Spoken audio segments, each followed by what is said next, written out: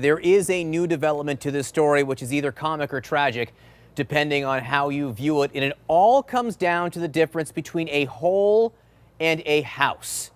Josh Dawsey is the Washington Post reporter who broke this story on Friday, really on Thursday night, that the president said these things in the Oval Office. There are new developments that you're reporting, Josh, about how White House officials are now explaining this.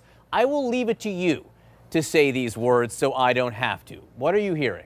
Several people said to me over the weekend that there's a semantic difference. Some people in the meeting heard the phrase shit house instead of shithole and are using that to kind of disparage or to knock back some of the reporting. Apparently the senators heard that per White House officials that I have spoken to and are using that discrepancy to say the president did not make those comments. To be clear, I've called my sources repeatedly over the weekend. I know colleagues at other outlets have too.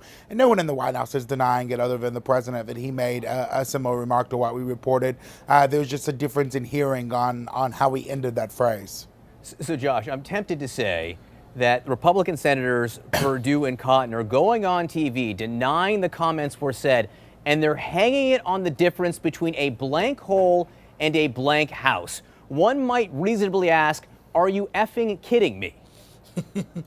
Well, I'm not going to get into that. All I'm saying is there's no denial from people that I speak to in the White House and from others in the meeting that he made a comment that way.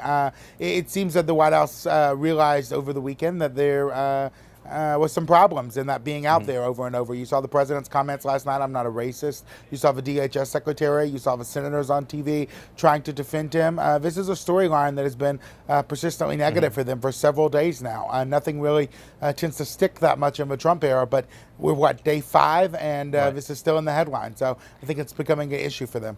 CNN, of course, reported that the president was calling his friends after your report came out, half bragging about what was said, saying it'd be good for him, half taking the temperature, but certainly not denying that the conversation took place, which is certainly, very interesting. You would think that would have been a time where he could deny it if he chose to. And then also key, Josh, no one seems to be denying the sentiment expressed in your report that he would rather have people from Norway and maybe some Asian countries than any country in Africa, Haiti, or El Salvador.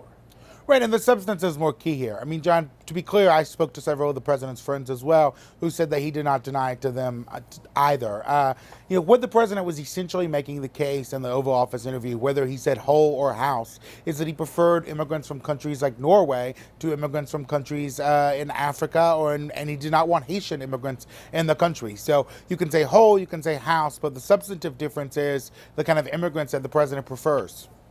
You say tomato, I say tomato. The president says Norway. Josh Dawsey, great to have you with us. Thank you once again so much for your reporting on this.